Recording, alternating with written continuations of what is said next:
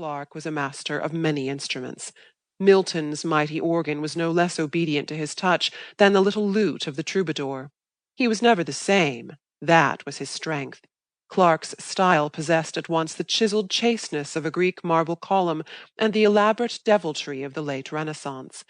At times his winged words seemed to flutter down the page frantically like Baroque angels.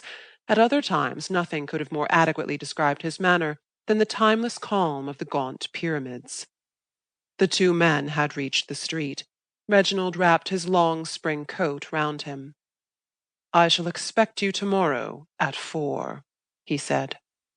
The tone of his voice was deep and melodious, suggesting hidden depths and cadences. "I shall be punctual." The younger man's voice trembled as he spoke. "I look forward to your coming with much pleasure. I am interested in you."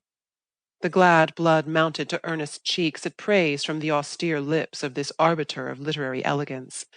An almost imperceptible smile crept over the other man's features. "I am proud that my work interests you," was all the boy could say. "I think it is quite amazing. But at present—" Here Clark drew out a watch set with jewels. "I am afraid I must bid you good-bye." He held Ernest's hand for a moment in a firm, genial grasp, then turned away briskly, while the boy remained standing open-mouthed. The crowd jostling against him carried him almost off his feet, but his eyes followed far into the night the masterful figure of Reginald Clark, toward whom he felt himself drawn with every fibre of his body and the warm enthusiasm of his generous youth.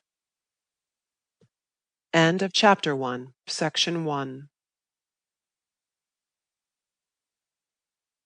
The House of the Vampire by George Sylvester Viereck. Chapter 2. With elastic step, inhaling the night air with voluptuous delight, Reginald Clark made his way down Broadway, lying stretched out before him, bathed in light and pulsating with life. His world-embracing intellect was powerfully attracted by the giant city's motley activities. On the street, as in the salon, his magnetic power compelled recognition, and he stepped through the mist of the crowd as a Circassian blade cleaves water. After walking a block or two, he suddenly halted before a jeweler's shop. Arrayed in the window were priceless gems that shone in the glare of electricity like mystical serpent eyes, green, pomegranate, and water blue. And as he stood there, the dazzling radiance before him was transformed in the prism of his mind into something great and very wonderful that might some day be a poem. Then his attention was diverted by a small group of tiny girls dancing on the sidewalk to the husky strains of an old hurdy-gurdy. He joined the circle of amused spectators to watch those pink-ribboned bits of femininity swaying airily to and fro in unison with the tune. One especially attracted his notice, a slim, olive-colored girl from a land where it is always spring. Her whole being translated into music, with hair disheveled and feet hardly touching the ground, the girl suggested an orange leaf dancing on a sunbeam. The rasping street organ, perchance, brought to her melodious reminiscences of some flute-playing Savoyard boy, brown-limbed and dark of hair. For several minutes Reginald Clark followed with keen delight each delicate curve her graceful limbs described. Then, was it that she grew tired, or that the stranger's persistent scrutiny embarrassed her, the music oozed out of her movements. They grew slower, angular, almost clumsy. The look of interest in Clark's eyes died, but his whole form quivered, as if the rhythm of the music and the dance had mysteriously entered into his blood. He continued his stroll, seemingly without aim.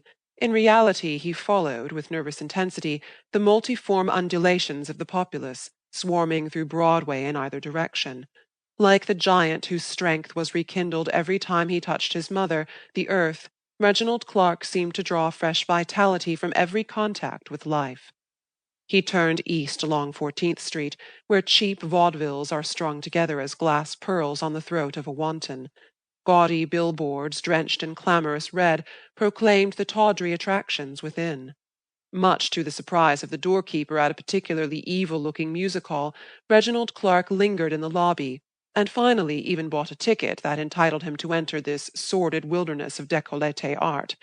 Street snipes, a few working men, dilapidated sportsmen, and women whose ruined youth thick layers of powder and paint, even in this artificial